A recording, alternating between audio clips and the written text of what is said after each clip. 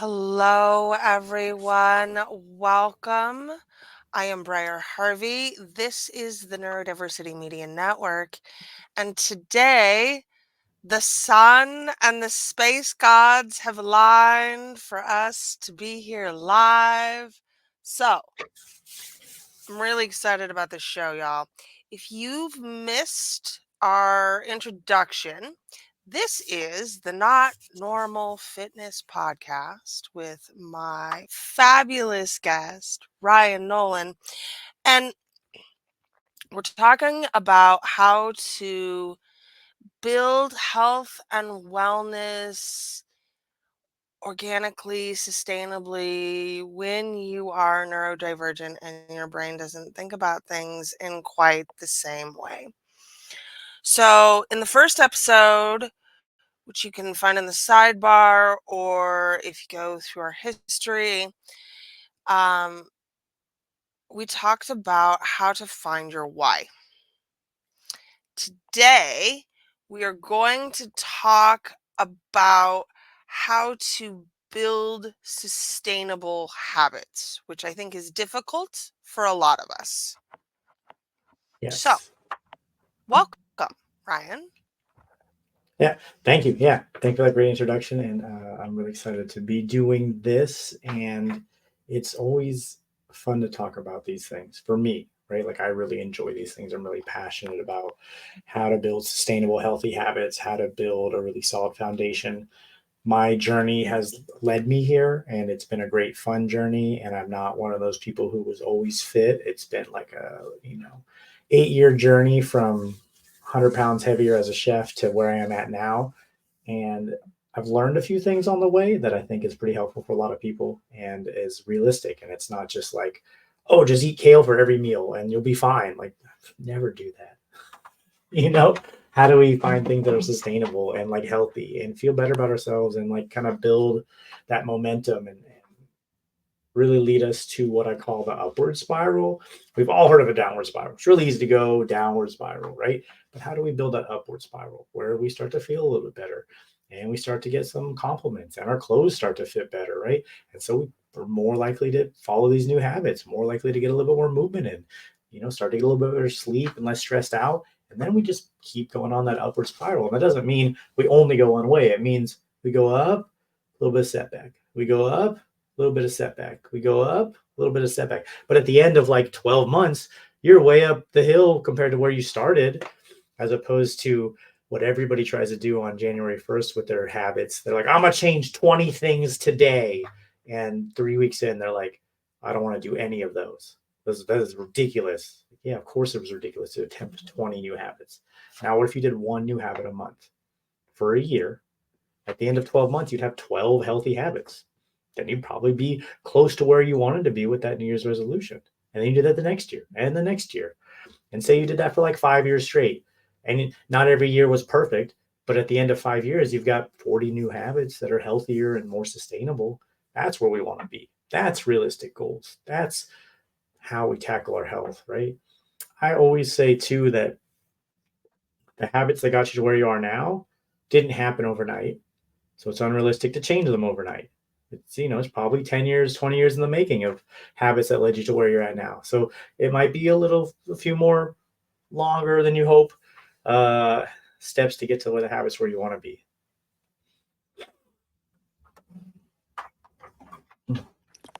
So yeah. So, let's start at the top. How do we identify the right habits?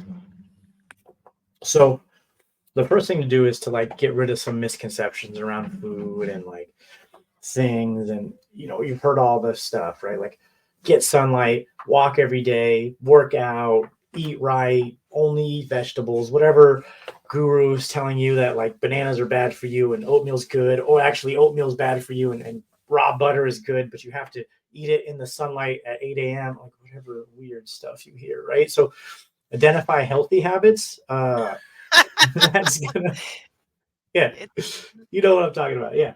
Identifying healthy habits for you is usually going to be a bit of an individual journey. And that doesn't mean that there's not some overarching habits that'll probably be beneficial to everybody. But for the most part, some people's habits are going to be different than other people's habits. For example, I like to eat a lot of small meals a day. That's just kind of my eating. I'm kind of more of a grazer. I'll eat a small meal here, small meal there, small meal here.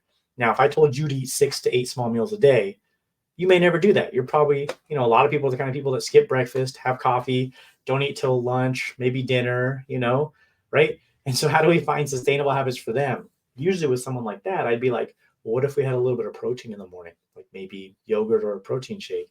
And then that way, the rest of your day is kind of set up on the right trend. And that's kind of how we kind of identify habits. So, when we talk about the basic habits, I like to talk about this health pyramid. I've probably mentioned this before, and I'll probably mention it again, right? The baseline for everybody is how's your sleep? Are you sleeping consistently 7 days a week? Not just 5 days a week around work, but 7 days a week? Is your sleep consistent?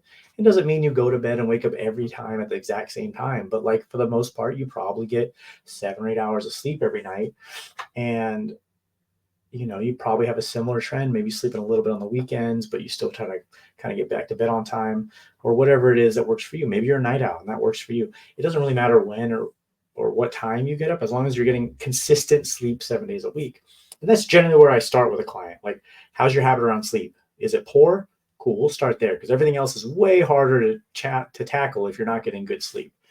Um, and then we'll talk about the next basic habit is, are you eating consistently 7 days a week? That doesn't mean healthy, unhealthy, whatever terms you want to put on food. That means, is your diet consistent enough over a 7 day period that you can look at it objectively and make decisions about it, as opposed to having a chaos kind of diet every single day where sometimes you eat late, sometimes you eat early, on the weekends you eat whatever, maybe on Sunday you don't eat. Like, if it's erratic like that, and that's not to say that it's not okay, but it's really hard to make changes if it's erratic. And if it's more consistent 7 days a week, then we can kind of start to adjust from there. And then, what's your movement habits like? You know, are you getting some sort of movement in? What do you enjoy doing? Can we get out and move a few minutes more and kind of add to that habit? And then, maybe it's resistance training and lifting weights. Maybe it's going outside and playing, soccer. Maybe it's walking the dog a little bit extra longer. And, that's like kind of the baseline.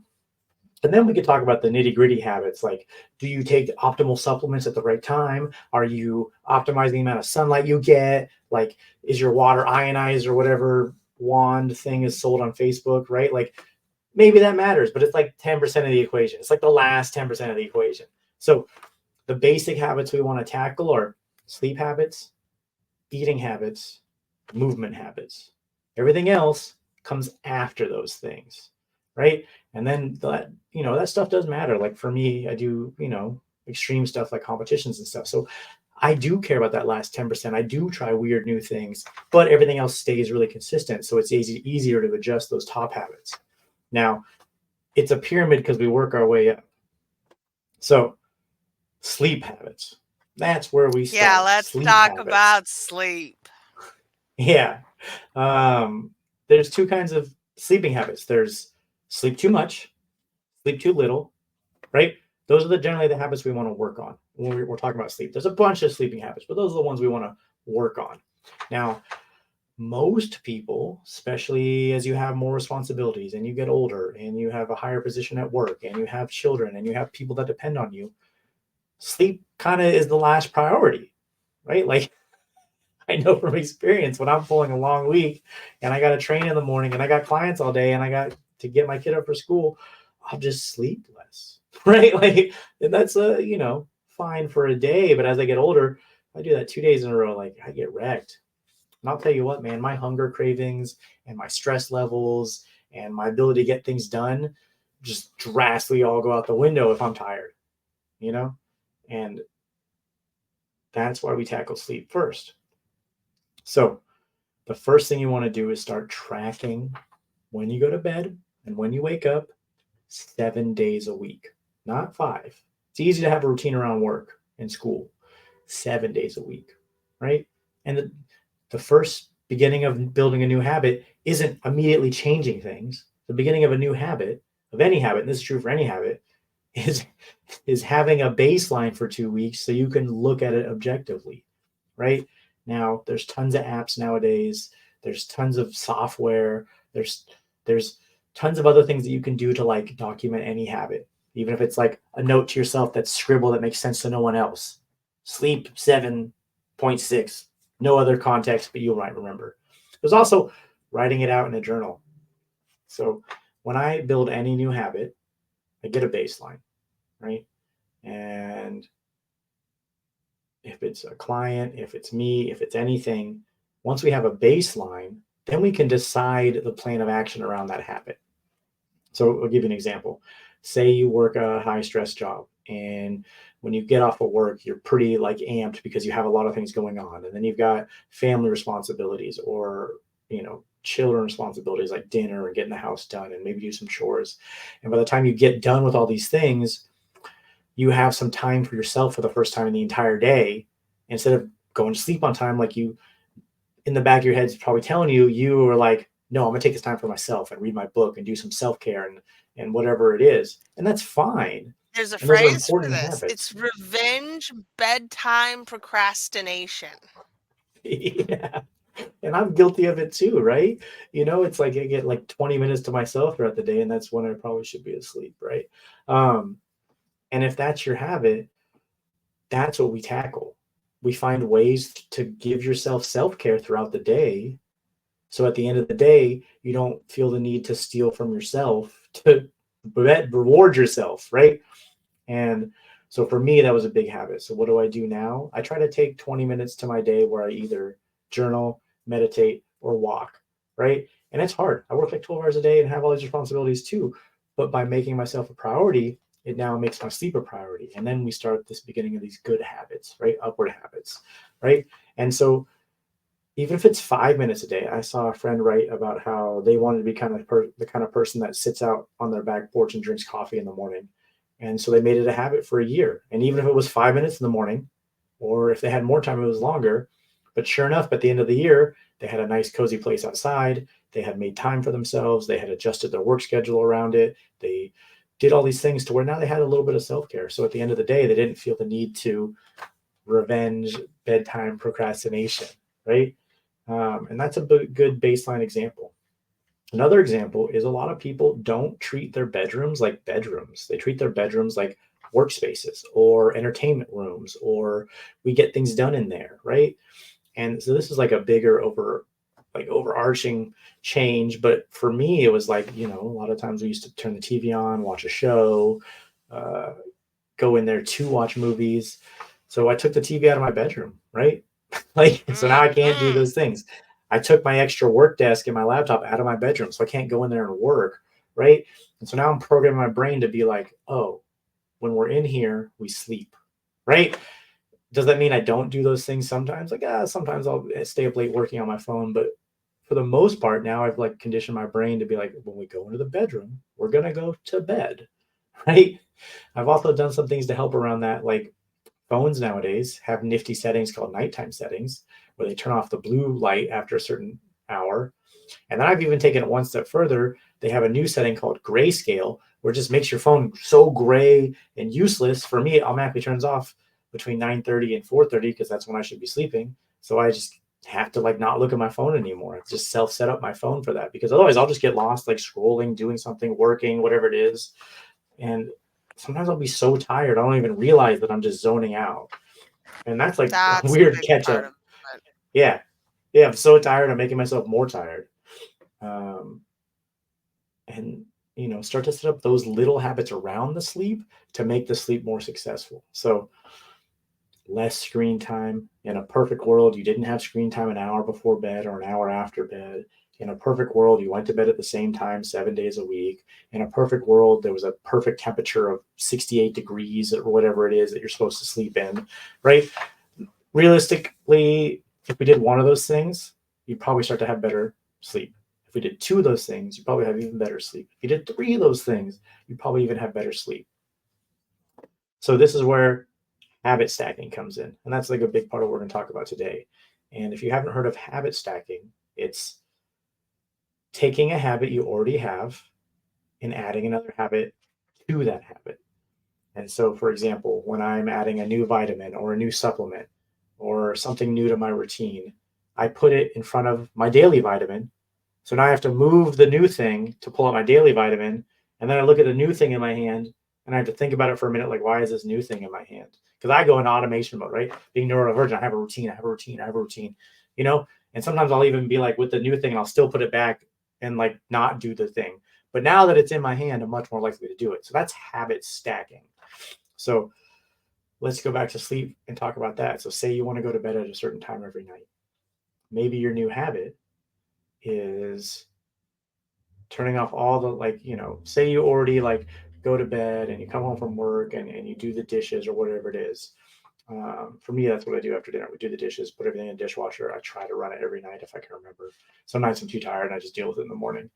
But if your habit is like coming home, having dinner, and then putting things away, as you're putting things away, turn your phone on to grayscale or change it, open the bedroom window so it starts to cool down the bedroom.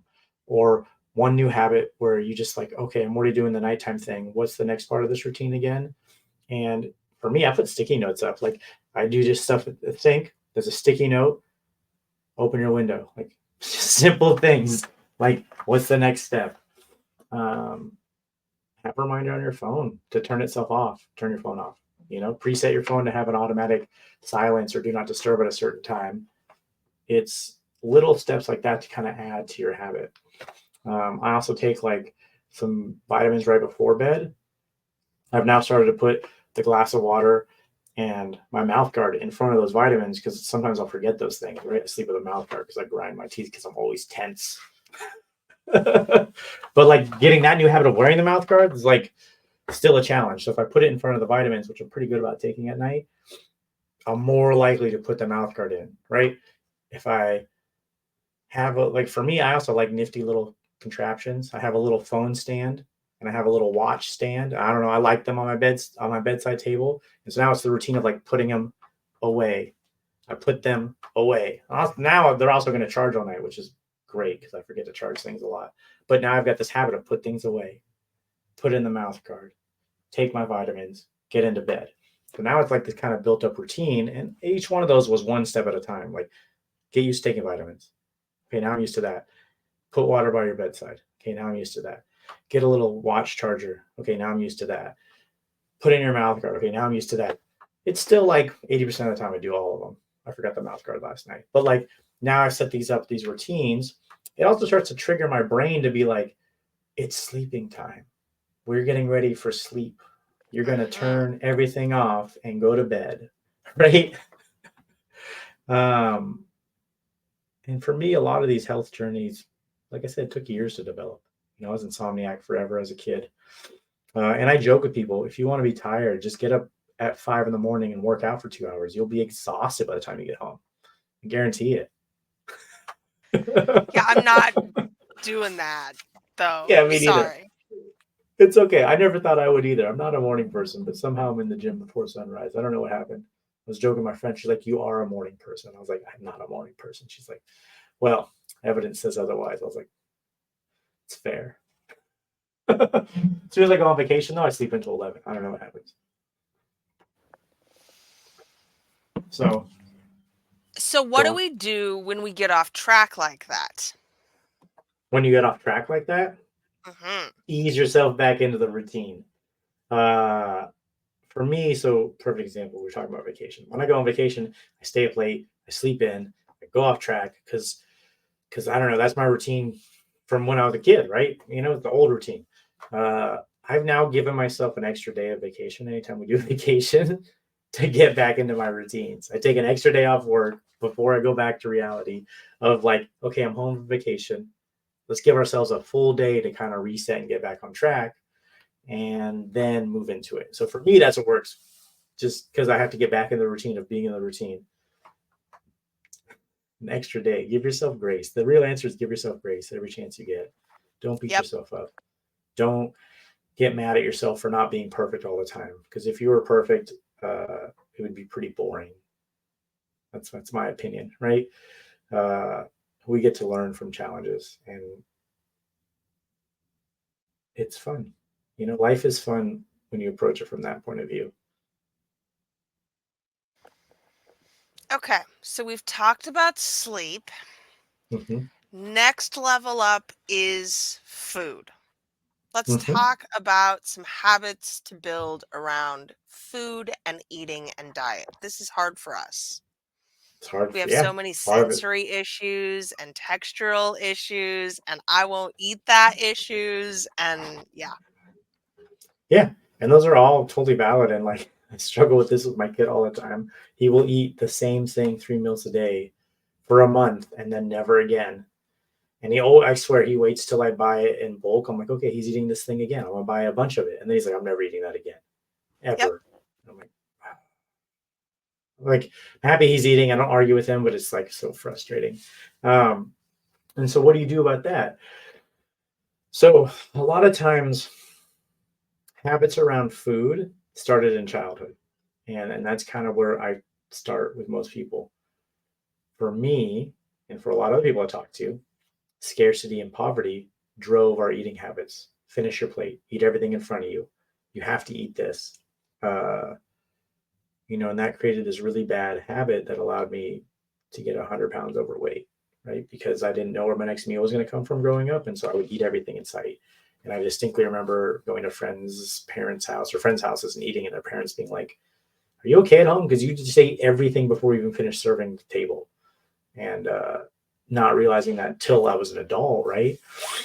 And that's kind of where we start is like, where's your eating habits now? So again, with any habit, get a baseline, get consistent 7 days a week, focus on just the basics. And that doesn't mean change how you eat immediately. That means wait 2 weeks, look at your habits, be like, okay, this is what I tend to do.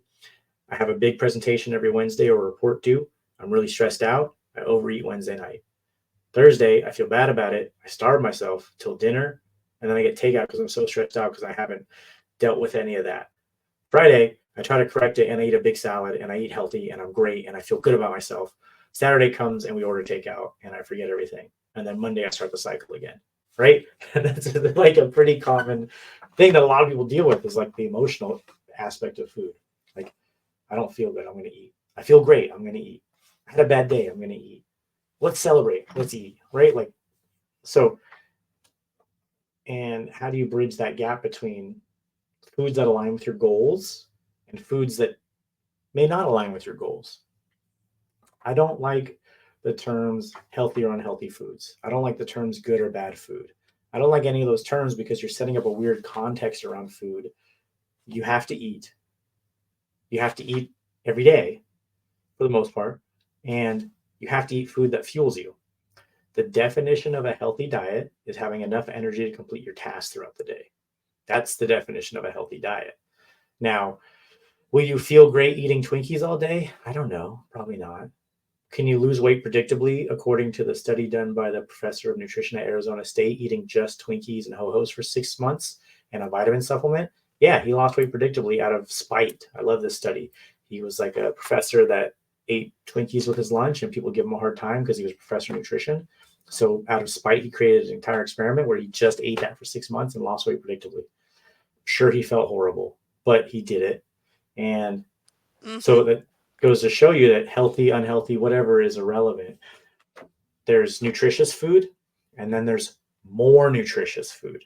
That's how food works. Hey, Ooh. and that's the way I like to think of it, right? Is there nutrition in cake and ice cream? Yeah. Is there more nutrition in strawberries and bananas? Yeah. Like, it's not massive, crazy rocket science, right? Like, most of us understand the concepts about food. The thing is, we have weird habits around it. Now, a lot of times people come to me because their doctor said it's time you need to change something. You're now going to have medical issues. You're starting to be pre-diabetic. You have high cholesterol. You have some real issues, right? And that's like the, oh no, I should have done something 20 years ago. I feel bad about it. What do I do? The first thing you do is don't beat yourself up. The next thing you do is start being real with yourself. You have to be honest with yourself about your habits if you're going to change them. Uh, I like to say the best thing you can do is take responsibility for all your actions. It's a hard pill to swallow at first. It's like, oh, my actions have led me to where I am. That's hard. On the flip side, you're no longer giving your power up to anybody else or any other institution or any Mm-hmm. food or anything over you. You now can control the direction you're going. So accept that the habits and actions that you have led you to where you are. Be willing to be open minded and know that change is the outcome, right? It's what is it? Is it when the fear of change, or when the pain of staying the same is greater than your fear of change, you will surely change, right? So this is going to apply to all habits, but especially food. So you have to eat every day. Most of the time, you should eat whole foods, right? There's a weird misconception about the current marketing trend with nutrition, and it really drives me crazy as a nutritionist to see all these people online and people saying, don't eat this, only eat that, you have to do this way is the right way, this diet's the best diet, that diet's the one that works, oh, if you only ate this way, it would regulate all your hormones and all your problems would be fixed. If any of that was true, everyone would be in shape and eat great, and that would just be the standard diet. That's correct. Yeah. So I like to talk about eating whole foods. Whole foods are foods that don't have an ingredient list. Broccoli, chicken, carrots, eggs, strawberries. Those things don't have ingredient lists because that's just what they are. 80% of the time, focus on whole foods. 20% of the time, have a meal with your friends and family and enjoy it and don't feel guilty about it. You'll probably start getting towards your goal much quicker as opposed to being a crazy restrictive diet that you saw on Instagram that worked for one other person, uh, or maybe even a close friend, or maybe you even had some success on it for a while, but ultimately wasn't sustainable because I like carbs. How could you not eat carbs for the rest of your life? I would go crazy. Just say one Mm-hmm. diet. And that's not saying keto doesn't work. It's a great diet. Um, but look at food objectively. And that's like how we start around changing our habits around food. Then we start journaling about food. I'm a big fan of an emotional journal around food. How do you feel when you eat your breakfast? How do you feel when you eat your lunch? How do you feel when you have a pint of ice cream at 9 p.m.? Right? Like, where are these emotions coming from? That's how we start to tackle like the real sustainable changes, not never eat sugar again. I like sugar. I don't eat it very much anymore, but I like sugar. Uh, and then once you start to look at those feelings, where do those feelings come from? For me, uh, it was insecurity, not feeling good enough and not feeling secure in my home life growing up as a child. So I filled that hole with lots of other things: video games, books, routines. For me, it was, drugs and alcohol for a long time until I got sober. I was just Then it about was to say, you're not food. mentioning the fun stuff, sex, Oh, yeah. drugs, rock and Yeah, yeah. roll. Right. Yeah. Yeah. Drugs and alcohol for a long time. Then it was food. After I got sober about 10 years ago, 11 years ago, it was food. And then I gained 100 pounds. I got 260 pounds at 5'9". Like, it was well over his weight, you know? And then it was business. And then it was sex, right? Like, all these things are just filling these voids, right? But a lot of times food is that easy one because it's right there. It's in your fridge. It's easy to buy. You can go to a store, and these companies have figured out what's called the bliss point. It's a marketing term for the optimal desire to continue to eat this product over and over and over again. And it's a combination of salts, sugars, and fats. And that's where it reaches the bliss point. Oreos have the perfect bliss point. Ice cream has the perfect bliss point. You know, protein, even these like new protein bars made by Snickers are like designed with a bliss point in mind. So you keep eating them. Like, that's their job, is to sell you things to keep eating them. And that's fine. That's their marketing. But understand that marketing. Understand that everything in a package is designed to make you buy more of that package. We wouldn't Yes. have to subsidize vegetables and corn if they were marketed right. So this is a bigger overarching topic, right? Like, now we start talking about emotions and childhood, and you're like, wait, I thought I just wanted to change my eating habits. Like, yeah, this is part of it. This is part of it. We got to dig a little bit deeper. And I think that's the bigger problem about it, is people just want to change these surface things. Like, I'm just going to change my diet and my life will be better. You probably should do some self work. Most people should probably do some self work. You probably should never stop doing self work, because that's the benefit of being self aware, is, oh, we can work on ourselves. And then if you have the fucking benefit of being having children, you get to watch it in real time. Like, oh, they're picking up my bad behaviors immediately. I should probably work on that, right? And then you try to change your children's behavior without changing your behavior. Way harder, way harder. That doesn't work. That doesn't No, work. no, they just look at you and roll their eyes. They're like, all right. Uh, Living by example is hard. So we talked about my why and being an active dad in the last episode, but now I get to be an active dad. Now I get to work out with my kid. I sent him to a sleepover the other night. His first sleepover, it went well. But the parents were like, what's his favorite kind of ice cream? Does he like lemonade? And like all these other sugary things. And I was like, I actually don't know the answer to those questions. And good luck feeding my child a bunch of sugar. And they're like, he didn't fall asleep till like 11. And I was like, yeah, you fed him a bunch of sugar. But they had the flip side of it was they were like, he didn't even finish his ice cream. He only ate like half of it. And he didn't really finish his lemonade. I was like, yeah, it's probably too sweet for him. Like, it's not that I deprive him of sugar. I didn't care that they fed him sugar. We just don't eat it a lot in the house. So he's not used to it. And like that's like the realistic reflection of, living by example. And as a former chef, like I love food. Don't get me wrong. I love food. I make food all day. I have an award-winning mac and cheese recipe, caramelized pear and Gruyere mac and cheese with Oh rendered my off pancetta God. crisps, twice baked with a Parmesan panko crust. And I Oh flambe the my, Asian pears. I use Asian pears and I flambe it in a little apple brandy so it has a nice bite to it. Yeah, it's award winning. I have trophies for it. Do I eat it regularly? No, man. It's so rich. It like puts people to yeah, sleep. Yeah. Um, do I make it once a year for my wife when she bugs me? Like, yeah, of course I do. Right. But yeah. before it was like a once a month thing. I was like, let's make mac and cheese and then feel disgusting and eat half a tray and lay there and just be like, I ate too much and then keep eating. Right. um, so you should eat good food. You should just learn to have habits around it. You should eat good food when the holidays call for it. I tend to make those things around holiday events and like, big days when once a year people are all gathered and that's the day we're going to eat. And then how do you tackle those kind of habits? Like, that kind of eating habits. Well, you're going to have a big meal. For me, I just get up early in the morning, do a little bit extra walking. I maybe skip breakfast or eat a light lunch. And then after having a large dinner, try to get on an extra walk in or some extra movement and kind of like, not to like, oh, I have to move so because I ate a bunch, just so I don't feel so bloated and like lethargic. I just want to move a little bit more after eating a big meal. It's in Asian culture, traditional to walk for 10 minutes after dinner because that helps according to them, helps the inner fire stay burning. And so like that's something that we should all do. We should probably just move a little bit more. So I've kind of gone on this long tangent about No, habits you've around gotten us food. right to where we need to be. We're Yeah, supposed to move a little bit more. yeah, That's yeah, it. Let's talk yeah. about that.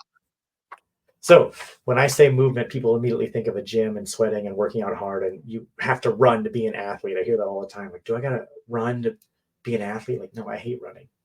Do I see if I can still run once every 6 months? Yeah, that's it. Usually when I go to my in-laws' house, I'm like, I'm gonna leave and run. And I go run a 5K or something dumb. And I come home and I'm like, still got it. Done. Not gonna run the rest of the year. Right? But I have the capability to run, and that's what's really important. I have the capability to move. I have the capability to touch my toes. I have the capability to bend down. Um, I have the capability to pick up my kid. It was actually a really fun interaction we had recently. I was like, "You're getting big, man. I'm not going to be able to keep picking you up." And he stopped me. He pushed me back. He said, "No, no, no, no, no, Daddy. You're going to keep going to the gym and get bigger muscles." And I was like, "All Told right, you. I see you." Yeah, I was like, "All right, I see you. I heard you. I heard you, right?" And then like the other morning, he was looking for me because I was at the gym, and he was like, "Where were you? I was looking everywhere for you." I was like, "Remember when you told me I need to get more muscles?" He was like, "Yeah." I was like, "I was doing that." He was like, "Good, good job." He patted me and then walked away. I was like, "All right." So that being said, we should raise our heart rate 30 minutes a day every day. There was a huge study done in China with something crazy like 10 or 20,000 subjects over like a 10-year period, like a huge study. And it basically recorded people's movement habits and their like likelihood of living and their mortality rates, heart disease, cancer, all these big questions, right? And basically, people that moved and rose their heart rate 30 to 40 minutes a day lived 10 to 15 years longer. That's simple. Every rate of death went down by about 50%. Heart disease, cancer, all the big ones like the other ones, respiratory issues, all those things drop by like 50% just by moving 30, 40 minutes a day and getting your heart rate up 30 or 40 minutes a day. Now, what's the easiest, most accessible way to do that? Walk. Open your front door, walk around the block, come home. That is the easiestly, most accessible, cheapest, best way to get movement in. Even if you can't make the full 30 minutes at first, so you have some like issues, start with 5 minutes, start with 10 minutes. That is just the best way to start.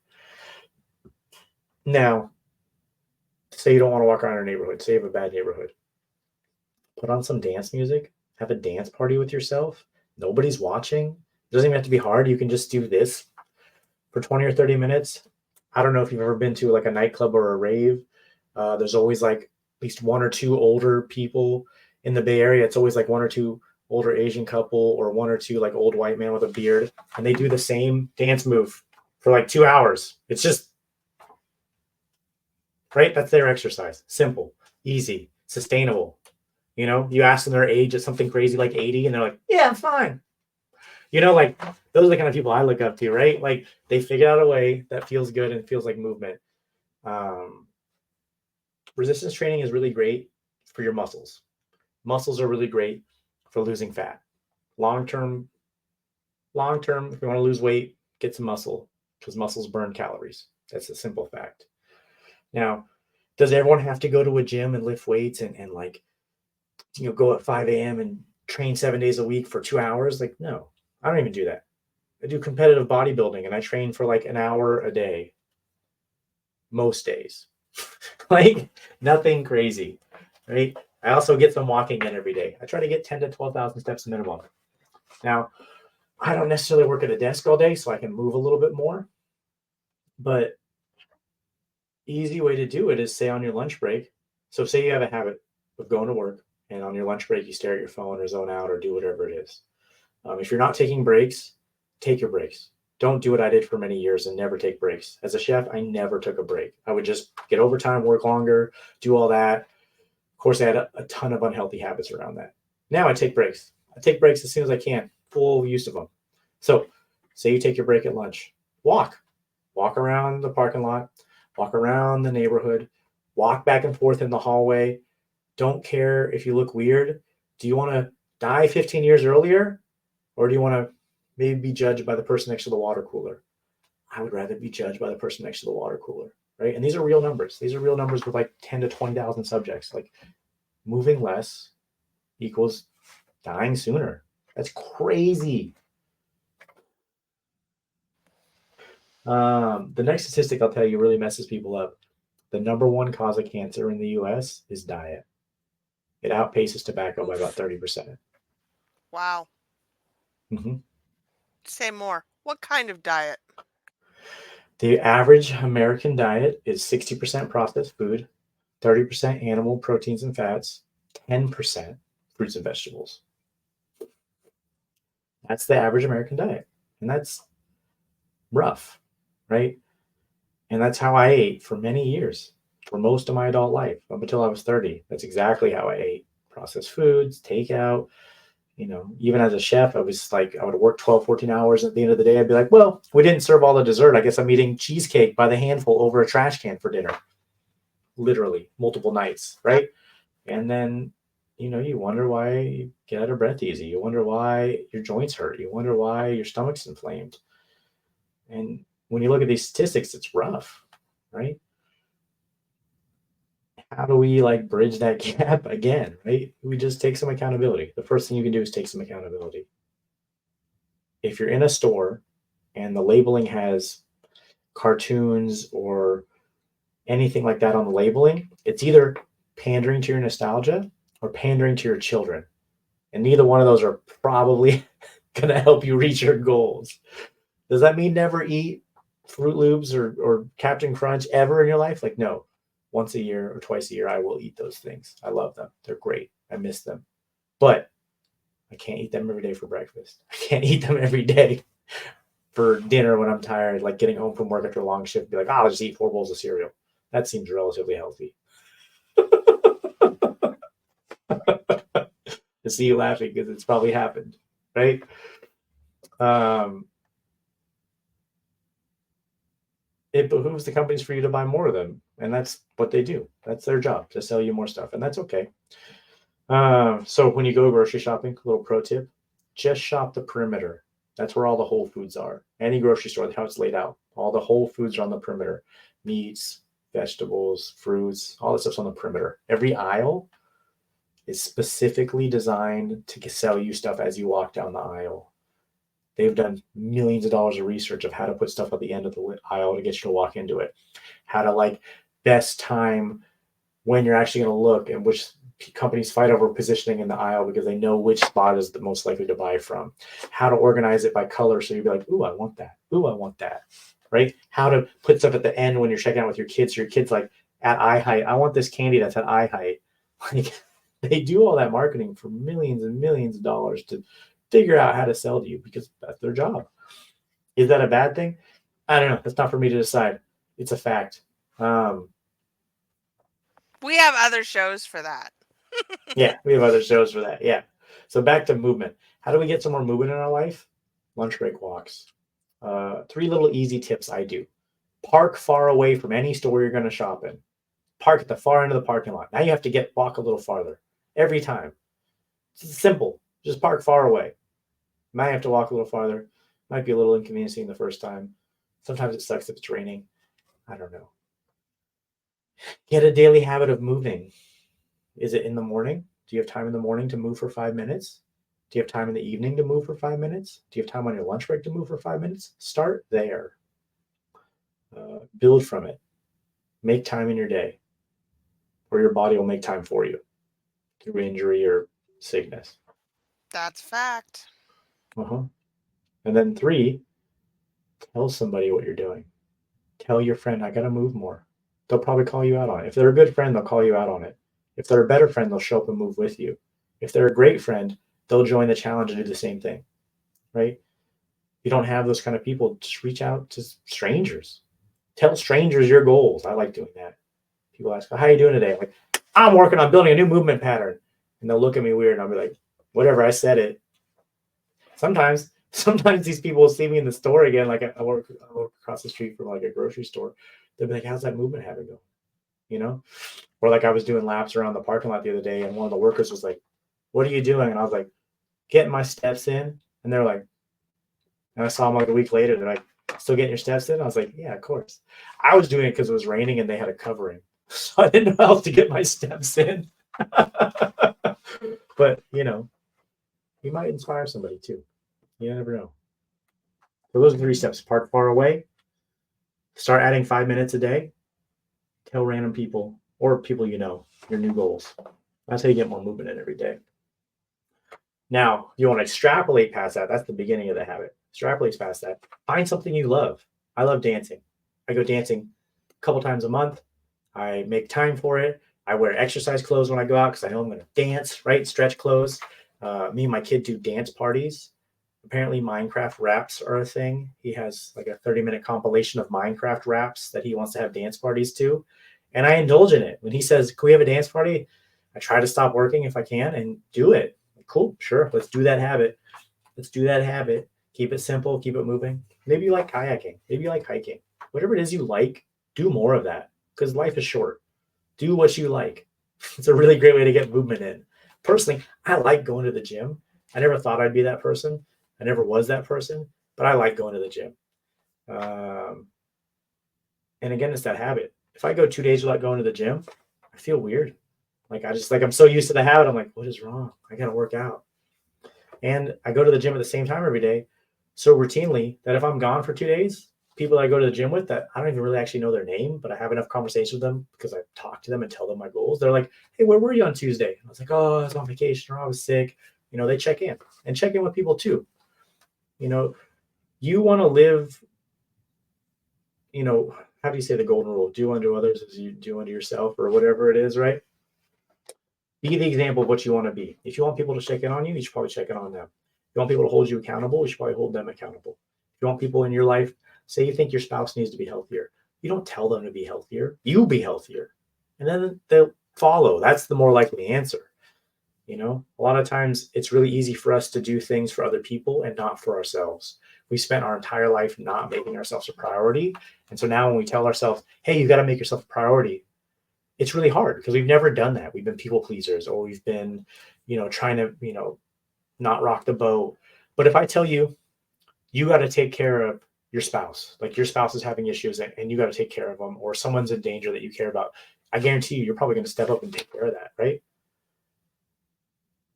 So let's take that step backwards. If you're willing to do something for somebody else, how do you convince yourself that this habit you're doing for yourself is for somebody else?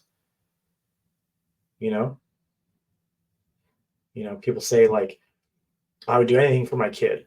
Have you tried living? Have you tried living for your kid? Have you tried being there in the long run? Oh, I know that hurt. That would hurt me. Have you tried showing up, right? Say you want to be healthy and be there for your spouse as you age, right? That's a real good way to convince yourself to do a new habit. Like, well, I've got to be here to take care of them when we're 80. Someone's got to do it. Maybe I'll do it for them, right? And I always hear this old adage like, "Oh, you got to do it for yourself. You can't do it for somebody else." Like, whatever, man, get started. Whatever gets the habit started. Who cares what gets the habit started? You know, I wanted to be an active dad. Objectively, that sounds like I'm doing something for my kid, but really, it was filling that hole that I had from never having a father. So now I get to be an active dad. I get to show up as a father, right? Did it on the outside look like I was doing it for him? Yeah. After a couple of years of looking at it, I was like, no, I was doing this for me. I was like taking care of that kid that never got taken care of, right? So now I get to live and show up and be healthy and be active and eat mostly right and live by example, right? When I show people my before picture, they are blown away. I look older 10 years ago, overhanging gut, double chin, like, ugh. I don't even look at that. I was like, every picture of me is like from the side because I didn't feel good. My posture was like this because I wasn't confident, right? Now I'm none of those things. And it didn't happen overnight. Like it took years of like work and continual work. And I still journal around emotions around eating. And I still take track and I still reach out to people. And I still have to make time in my day every day. It doesn't get magically better. It doesn't get magically easier. You get better at doing the things. Life doesn't get easier. You get better, right? Does that mean that insecurity about like not feeling good enough doesn't rise up? No, it rises up all the time. It rose up this morning. What I do? I wrote about it. I called somebody. I talked it through. I got past it. Went on to give a presentation about emotional eating, right? Like that was my earlier morning when I was emotionally eating in the morning before the gym, right? Like it's like, how do we get past these things, right? How do you not beat yourself up? We have family dinner every Tuesday night at the house, friends and family. They had like, I'm on a diet getting ready for my competition. They're eating potato chips and all the other things. I ate some. I felt guilty about it. I felt bad about it. Even though I tracked it and like put it in my spreadsheet, did I still not feel guilty about it? Yeah, of course I did. Did I still not like be like, oh no, what do I do? Of course I did, right? Did that time period of being stressed and feeling guilty about it get shorter because I've done it so many times? Yeah, that's the goal. Not that does it ever go away. No one's gonna be perfect, but are we able to bridge that gap? So, habit stacking, sleeping, eating, moving, they're all attached. Childhood, they're all attached. Everything's all attached. That's the benefit of this amazing vessel. This mind is inside your body. They are the same thing. As much as we want to disconnect and be very cerebral and intellectual, it doesn't matter if you're not taking care of the vessel that holds the thing inside of it. Ouch again, Ryan. And I think this is key here, that so much of what we think of as habit building is actually just reparenting ourselves. Yep. Yeah. And that's the best part. You get to be the things that you always wanted as a child, right? We're going to like a festival in a couple weeks, right? We're burners. We go to Burning Man. We do all this like Burning Man regionals, right? My kid's been going to this one called Unscrews with us ever since he was a baby, and he's excited about it. I get to dress up weird and be that weird person I wanted to be, and I get to buy clothes that fit because now I'm at a size where there's an average of clothes that fit really well, right? When I was heavier, I didn't get to buy as many fun things because they didn't fit as well, right? So now I get to live that childhood. I'm going my aesthetic this year is anime villain. I've got like masks and hoods and like shoulder pieces and like shoes to match. Got my kid a matching outfit. We're gonna run around, be ninjas in the park. You get to do these fun things, right? Because I'm reparenting myself. Like, no, I want to live this kind of life. So how do I get there? I be active, I be fit, you know, reward myself, right? Another way you can kind of build new habits is reward system. I know a lot of us have like, gold star, you know, praise things or like, oh, gold star. So for me, it's like, say you want to eat better for the next 90 days, write yourself a little goal. Like, if I eat better 90% of the time for the next 90 days, I will buy myself a new outfit. Really self easy to do, right?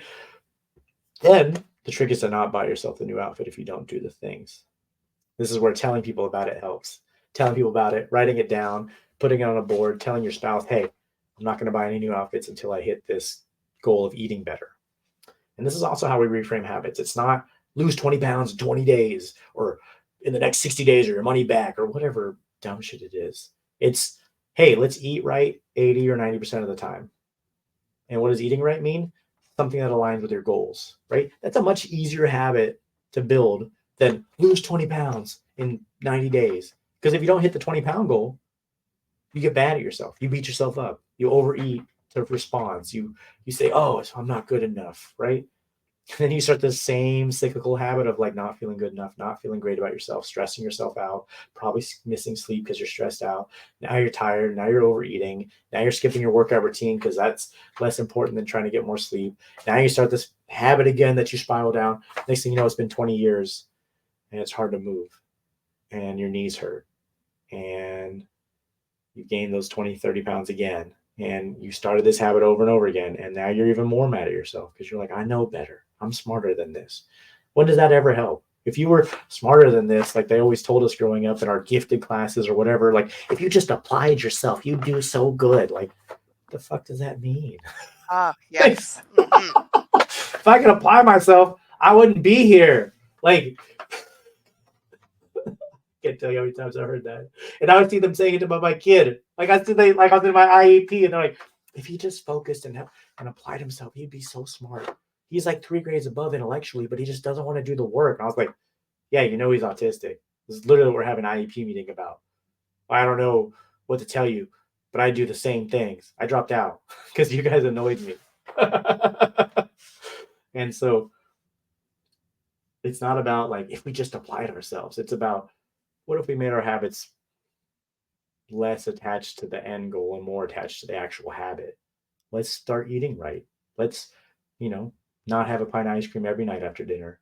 Let's have it once in a while, you know? And maybe your habit isn't no more desserts. Maybe your habit is I buy single portion desserts that are this big, individually wrapped, so I eat one of them a night instead of 7 of them a night. And that's a great habit. you know Maybe your habit has just shifted a little bit. For me, it was switching to I liked bananas with peanut butter. That was my dessert transition. I was like, I'll just have a banana with peanut butter for dinner or for dessert because that's more nutritious than the ice cream that's designed to make you eat the whole pint. That's $8. That tastes amazing with little bites in it, whatever it is. That they put the little bites at the bottom so you have to eat the whole thing. Like, I don't know. That's Tell me that's not marketing, man. I can't even remember the brand, but it has like the toffee at It's the it's bottom. it's the best marketing. Yeah, The it's best amazing. marketing. Yeah, and a Hmm. couple times a year I still eat it. Like a couple times a year I buy 2 pints of ice cream and eat them both, and then feel sick, and then tell myself I won't do it again for 6 months. It's like once every 6 months I do that. What I tell myself is I'm just gonna have a couple bites of each because I gotta try both because it's been so long, and then I eat both, and then I feel sick. It's pretty habitual. Um, Listen, Cherry Garcia every six oh man. months or so. Uh-huh. Uh-huh. So I don't eat dairy anymore. And man, did they kill me? Their non-dairy ice cream is so close. You couldn't tell. Like their I know. non-dairy Cherry Garcia is amazing. I know. Well, I really I like know. the Tonight Show one with the like pretzel pieces in it. Like, oh man, I can't stop. I just can't stop. I'm putting it away. I'm like trying to put it in the freezer. Like, just want more. You know what I mean? Yeah, I get it. But it used to be like a nightly occurrence. So winning. What do I do now? I tend to eat fruit. I tend to eat like now I've switched to like a rice cracker with a little bit of peanut butter on it because I still get that little peanut butter and fat and it helps me sleep. And now we're gonna start talking about the nutrition side. Fats are good for you. They regulate hormones. Melatonin is a sleep hormone. You crave fats before bed to help you sleep. It's not unheard of. That's a lot of times why we get cravings is because we just want a little bit more fat before bed to help regulate hormones. And that's okay.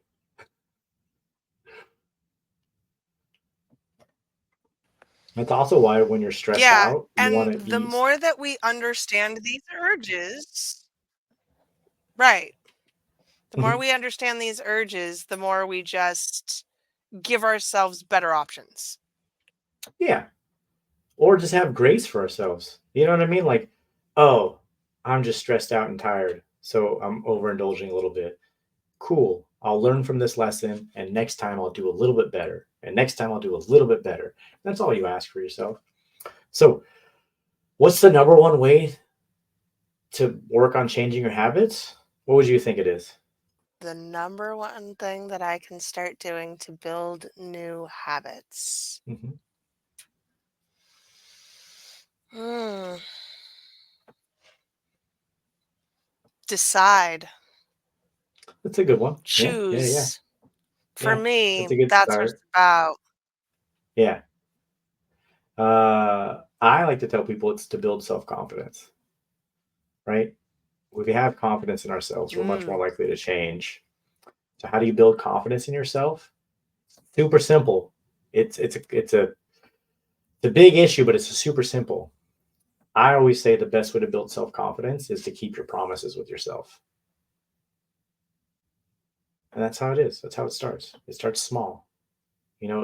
For me, building confidence was having a to do list that had 3 items on it: make your bed, brush your teeth, go to work. Make your bed, brush your teeth, go to work.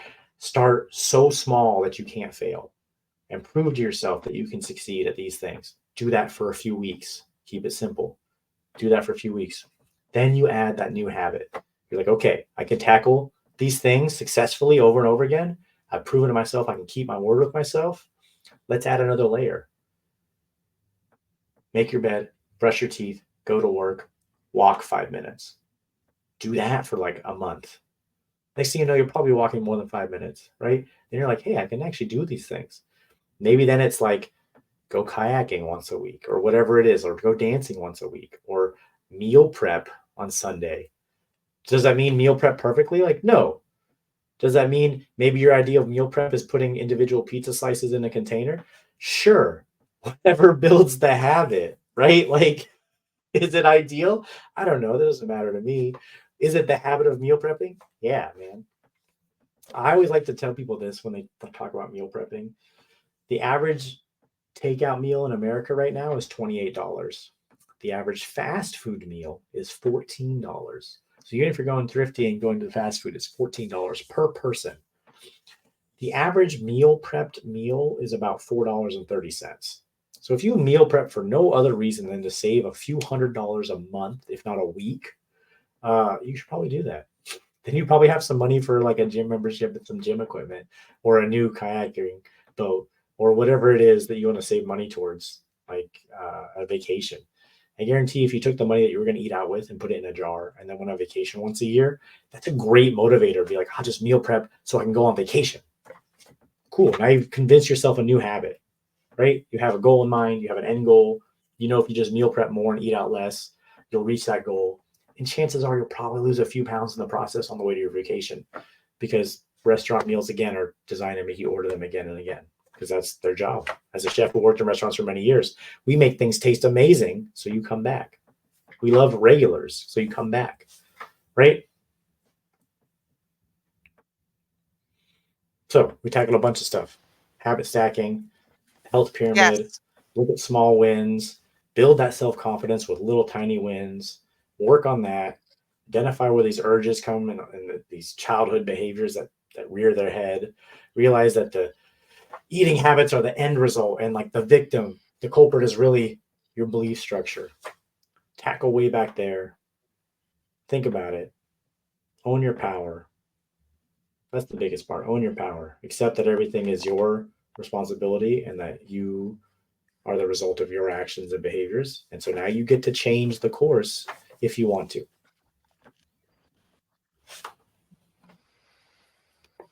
So next time, we're talking about community support, which is a big deal because for a lot of us, these actions don't happen in isolation, right? Yeah. A lot of times that's hard to get community support, especially for us neurodivergent people, because we're like, well, you don't understand how I think. When chances are, if you looked at your friend group, they're probably all a little neurodivergent. I know that once my son got his diagnosis, my mom was talking to me and she's like, I don't know where you guys get it from. And I was like, you should talk to your doctor. She came to me like a month ago. She was like, yeah, so I just got a diagnosis. And I was like, yeah, I know exactly where it came from. Right. And I had another friend be like, your kid's not autistic. That's messed up. He doesn't need labels. And I was like, no, I'm autistic. You're autistic. He's autistic. Aren't you like the weird one who's always been a loner and like had weird habits and like likes to obsess and change careers every year and a half and like find new things to obsess about? And she was like, oh. I was like, don't you hate that feeling of socks? I see you. You don't like that brand of socks is the way it feels. And she was like, stop getting in my head. And I was like, yeah. Now it's really easy to like we joke about it. You know, it's just sending me memes of like when the fabric doesn't feel right or when the socks changes weird or when the food is gooey. Like, yeah, I don't like any of those things. I don't like, it took me forever to get used to people touching my face. It's broken a bit now that I have a kid, but like I didn't like people touching my face. Like, don't touch my face. Even my wife was like, don't touch my face. I don't like it. Breaking those habits. I'm learning. Doesn't mean internally I don't go, but you probably have people in your support group that you can reach out to. And we'll talk a lot about that next time. I'm really looking forward to it. Y'all, thank you so much for being here. You can find more information about Ryan in the show notes. And if you are not a subscriber, please check us out. It's the neurodiversitymedianetwork.com. We would love to have you join us. Thank you for being here, and we will see you next time. Bye, y'all.